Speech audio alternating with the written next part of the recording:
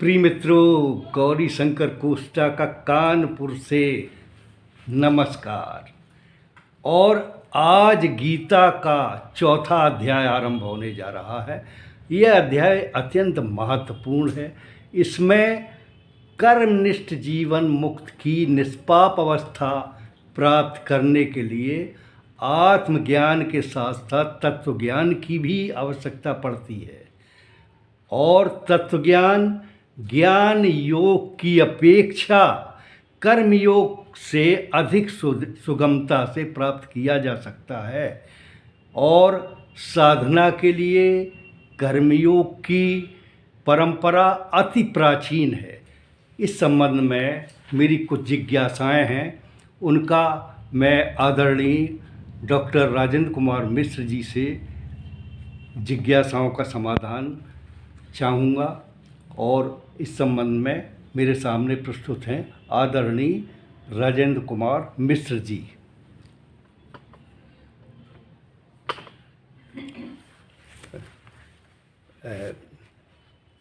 आदरणीय, कर्मयोग की परंपरा किस प्रकार से आरंभ हुई?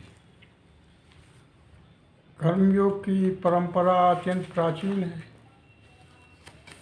भगवान ने इसको सर्वप्रथम सूर्य देव से कहा, सूर्य ने अपने पुत्र मनु से कहा, मनु ने अपने पुत्र इक्ष्वाक से ये विद्या कही, और इक्ष्वाक ने से राज ऋषियों ने सीखी। इसके बाद ये परंपरा विलुप्त प्राय हो गई।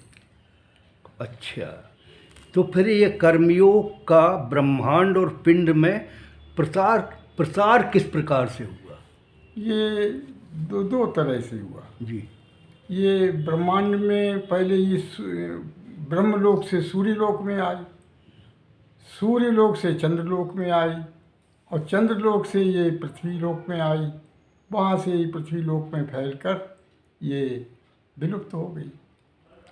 तो कर्मयोग में जी, इस पिंड में ये परंपरा आत्मा जो परमात्मा के रूप में आत्मा से निकली, आत्मा से निकल के ये बुद्ध में आई, बुद्ध से निकल के ये मन में आई, और मन से निकल के ये इंद्रियों में आई, इंद्रियों से ही शरीर में फैली, वहाँ से विलुप्त हो गई। ये जो सूर्य हैं, जो भगवान हैं, वो आत्मा के रूप है।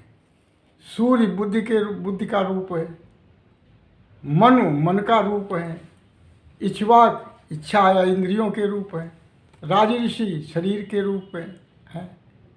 तो इस तरह से विद्या का प्रसार हुआ। बहुत ही अच्छा। तो गुरुदेव, ये कर्मयोग में विशेषताएं क्या क्या होती हैं? ये देखिए, सूर्य का योग है, तो सूर्य जैसे तपता है तो तपने से ये विद्या मिलती है। जैसे सूर्य निरंतर गतिमान रहता है, तो इसका अभ्यास भी निरंतर होना चाहिए। इसके बाद जो है ये सूर्य समदृष्टि रखता है सब पर।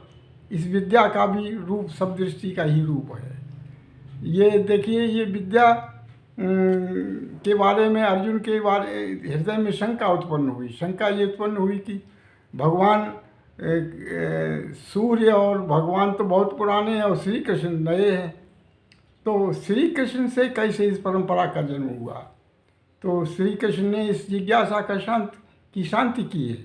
उन्होंने कहा कि देखिए, तुम्हारे और हमारे अनेकों जन्म हो चुके हैं, मैं जानता हूँ और तू इसको नहीं जानता, तो क्या कारण है? देखिए, भगवान तो वैश्विक चेतना में होते हैं, ब्रह्म रूप होते हैं। अर्जुन परंतप चेतना में है, तो परंतप चेतना वाला जब विश्व चेतना में पहुंचता है तो उसको भी अपने पूर्व जन्मों का आभास हो जाता है। जी। अवतार किसे कहते हैं? भगवान के अवतार को दिव्य क्यों कहा जाता है? जब भगवान मनुष्य रूप में पृथ्वी पर प्रकट होता है तो उसको अवतार कहते हैं। जी। और दिव्य इसलिए है कि भगवान आम इंसान की तरह उत्पन्न नहीं होता, वो अपनी योग माया से उत्पन्न होता है, इसलिए उसको दिव्य कहा जाता है, उसके कर्म भी दिव्य कहे जाते हैं। जी। तो भगवान के अवतार का प्रयोजन क्या होता है? भगवान के अवतार का प्रयोजन होता है धर्म की पुनर्स्थापना।